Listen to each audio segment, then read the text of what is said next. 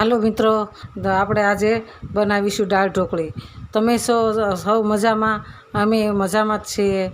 તો મારા સૌને જય શ્રી કૃષ્ણ, રાધે રાધે. તો આપણે આજે બનાવીશું દાળ ઢોકળી. દાળ ઢોકળી બનાવવા માટે મેં દાળને બાફી લીધી છે. એમાં ટમેટું નાખ્યું છે, લીલા મરચાં નાખ્યા છે, લીલા મરચાં નાખ્યા છે, અને લવિંગ અને તજ ને એવું નાખ્યું છે. નાખીને આપણે સરસ બાફી લીધી છે. મસાલામાં આપણે લીલા મરચાં કાપી નાખ્યા છે, ટામેટાં કાપી નાખ્યા છે, અને ડુંગળી કાપી નાખી છે, અને આપણે શિંગદાણા નાખવાના છે, અને આંબલીને પલાળી દીધી છે. આપણે 1 કપ ઘઉંનો લોટ લઈશું.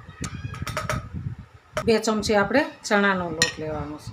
ચાળી લઈએ એટલે એનો ટેક્સચર સારું આવે છે, અને ચાળ્યા પછી અને ગાંઠું હોય તો આપણને બનાવવામાં ઇઝી રહેશે.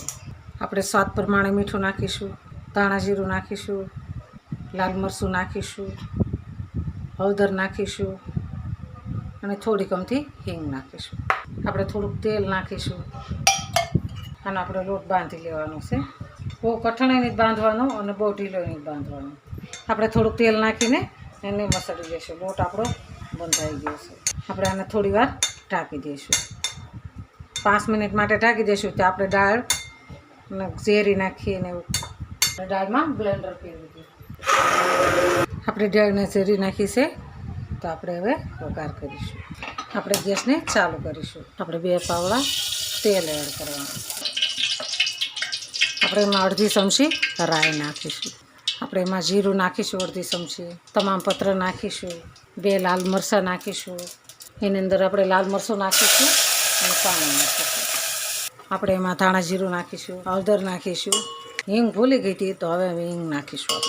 આપણે એની અંદર શિંગદાણા નાખીશું, ટમેટાં નાખીશું, અને આપણે થોડીક ડુંગળી એમ જ નાખીશું. પછી આપણે બીજી વઘારવામાં નાખવાની છે. ટમેટાં અને ડુંગળીને વઘાર કરીશું. આપણે એને થોડી વાર સાતરવા દેવાની છે. આપણે સ્વાદ પ્રમાણે મીઠું નાખીશું. આપણે અલગ રીતે જ બનાવી છે, તો આ રીતે તમે બનાવજો, તમને ખાવાની મજા આવશે. હવે આપણે અંદર દાળ એડ કરીશું. આપણે આંબલી પલાળી છે, તો આમાં આંબલીનું પાણી એડ કરીશું. આપણે એની અંદર 2 ચમચી ખાંડ નાખીશું. આપણે લોટ બંધાઈ ગયો છે, તો આપણે એના લોવા કરી નાખીશું. દાળ ઉકળે એટલી વારમાં આપણે રોટલી વણી નાખીશું. રોટલી વણી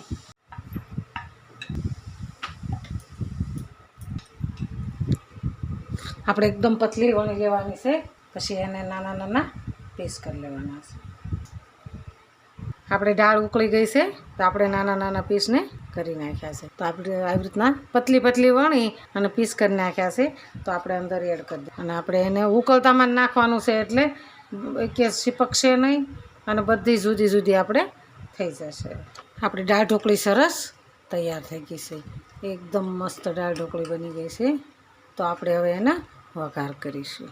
તો આપણે એને નીચે ઉતારી લઈશું. આપણે હવે વઘાર કરીશું. ફરીવાર વઘાર કરવાનો છે.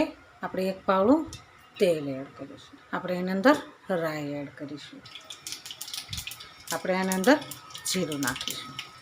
આપણે એની અંદર હિંગ નાખીશું, તમામ પત્ર નાખીશું. ગેસને બંધ કરીશું.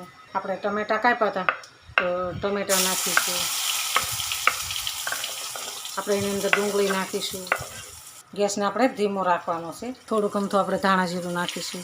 આપણે મસાલો સાતરી લીધો છે, તો આપણે હવે નીચે ઉતારી લઈશું. આપણે વઘારને નીચે ઉતારીશું. નીચે ઉતારી પછી આપણે લાલ મરચું નાખવાનું. બળે નહીં ને એટલે આપણે નીચે ઉતારીને લાલ મરચું નાખવાનું છે. આપણે આની અંદર વઘારને એડ કરી દઈશું. આપણી દાળ ઢોકળી સરસ તૈયાર છે. તો હાલો ખાવા. જો અમારો વિડીયો ગમે તો લાઈક, શેર અને સબસ્ક્રાઈબ કરી દેજો. આપણે ઉપર ધાણા નાખીશું. રાધે રાધે.